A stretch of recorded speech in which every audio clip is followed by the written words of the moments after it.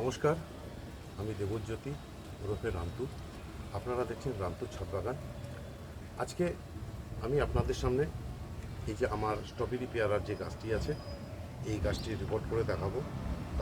তার কারণ হচ্ছে বন্ধুরা দেখুন, এই গাছটি একটা ছোট্ট একটা টবে ছিল। গাছটি যেভাবে এর বাড়বাড়ন্ত হয়েছে, ফুল আসছে কিন্তু ফল হচ্ছে না, তার কারণ হচ্ছে এর রুটটা বাউন্ড হয়ে গেছে, এর বড় জায়গা দরকার। আমি অনেক দিন থেকেই ভাবছিলাম যে এই গাছের রিপোর্টটা আমার করা দরকার। অ্যাকচুয়ালি যে কোনো ফল গাছ যে কোনো সময় রিপোর্ট করা যায়, কিন্তু তথাপি যেহেতু এই গাছের ফুল আপনার হচ্ছে বর্ষার মধ্যে আসে, গরমে আসে, দুবার আসে, তাই বর্ষার মধ্যে যে ফুলগুলো এসেছিল একটাও টেকেনি। তাই আমি ঠিক করে রেখেছিলাম যে আমি এই গাছটিকে এই বর্ষা বেরিয়ে গেলে মানে সেপ্টেম্বরের শেষ অক্টোবর শুরুতে আমি রিপোর্ট করব। যেহেতু আমাদের কুচবিহারে কদিন আগেই খুব একটা বাজে ওয়েদার গেছে, 4-5 দিন খুব বৃষ্টি ছিল। গতকাল থেকে আকাশ পরিষ্কার এবং আজকেও আকাশ ভালো, খুবই ভালো আকাশ।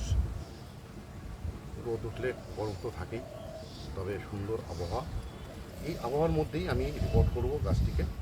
প্রথমে আমি এই যে গাছটি দেখুন এত রুট বাউন্ড হয়ে আছে, আমি এই গাছ থেকে কিছু রুট কাটাই ছাঁটাই করব, তারপর হচ্ছে গাছটিকে রিপোর্ট করব। এই রিপোর্ট করতে করতেই আমি আপনাদেরকে কয়েকটি বিষয় বলে নেই। এই যে স্ট্রবেরি পেয়ারা, এই স্ট্রবেরি পেয়ারা গাছের কিন্তু খুব একটা যত্ন লাগে না, শুধু দু মাসে একবার করে আপনারা জৈব মিশ্র খাবার দিয়ে দেবেন। আর মাসে একবার করে শীতের সময় সর্ষের খোল জল দেবেন। এছাড়া আর কিছু লাগে না। রোগ পোকা এই গাছটাতে একদমই হয় না।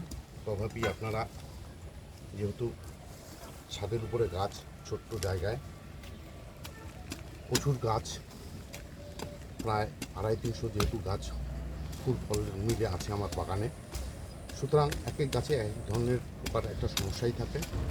এই গাছটিতেও সেই জাতীয় পোকারা চলে লাগতে পারে, তার জন্যই আপনারা মাসে একবার করে যে কোনো জৈব কীটনাশক, সে হচ্ছে বিশেষভাবে কাকার কথাই আমি বলবো, কাকাটা দিলে ভালো হয়। আর ফাঙ্গিসাইড, যে কোনো একটা ফাঙ্গিসাইড মাসে একবার দিলেই যথেষ্ট। দেখুন বন্ধুরা কী হারে রুট বাউন্ড হয়ে গেছে, যার জন্যই ফুল আসছিল, ফল হচ্ছিল না। আমি খুব একটা কাটাই ছাঁটাই করলাম না। অ্যাকচুয়ালি ফেব্রুয়ারি মাসে গাছ কাটাই ছাঁটাই করা হচ্ছে সবথেকে উপযুক্ত সময়, আর বর্ষার পরেও করা যায়। যেহেতু গাছটির প্রচণ্ড রুট বাউন্ড হয়ে গেছিলো, তার জন্যই আমি এই যে এটা করলাম, রিপোর্টটা করলাম। খুব সহজ সরল পরিচর্যা, সেটা বললাম। মাসে একবার করে মিক্স খাবার, 2 মাসে একবার মিক্স খাবার দিবেন, মাসে একবার করে সর্ষের খোল জল দিবেন। আর ফাঙ্গিসাইড কীটনাশক ওরা মাসে একবার করে দিলেই যথেষ্ট। ন্যাচারালি আপনারা জৈব কীটনাশক দিয়ে দেওয়ারই চেষ্টা করবেন। এইটুকের পরিচর্যা। এই যে আমি মাটি আগে থেকে একটু ভরে রেখেছিলাম, এবার গাছটিতে মাটি দিয়ে দেবো এবং টবটির মাঝ বরাবর আমি কিন্তু গাছটিকে বসালাম।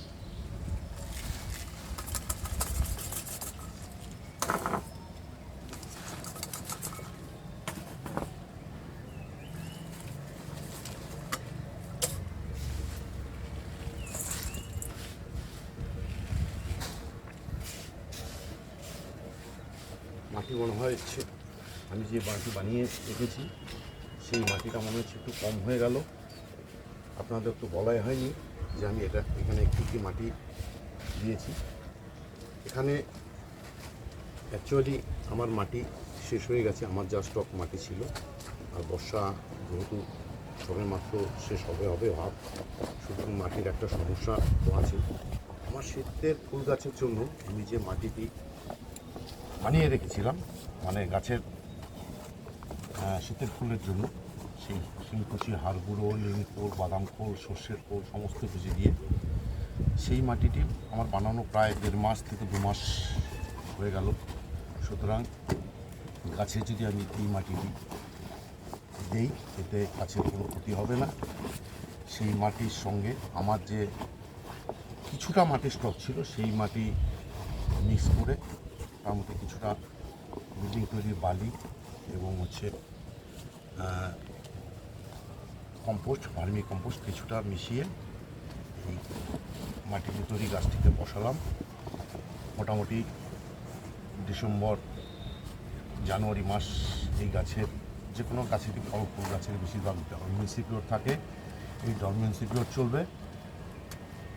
সুতরাং নভেম্বরে আরেকবার খাবার দিব, মিক্স খাবার দিব, নভেম্বরে একবার সর্ষের খোল জল দিব, ডিসেম্বর জানুয়ারি কোনো খাবার দেব না, ফেব্রুয়ারি মাস থেকে আবার যথারীতি যা পরিচর্যা শুরু করব।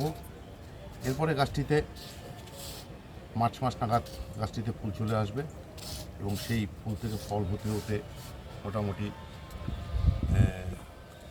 এপ্রিল মে মাস হয়ে যাবে। যাই হোক, আমার এই ছিল গাছের রিপোর্ট স্ট্রবেরি পেয়ারা। স্ট্রবেরি পেয়ার রিপোর্ট আপনাদের সামনে করে দেখালাম, কেমন লাগলো জানাবেন।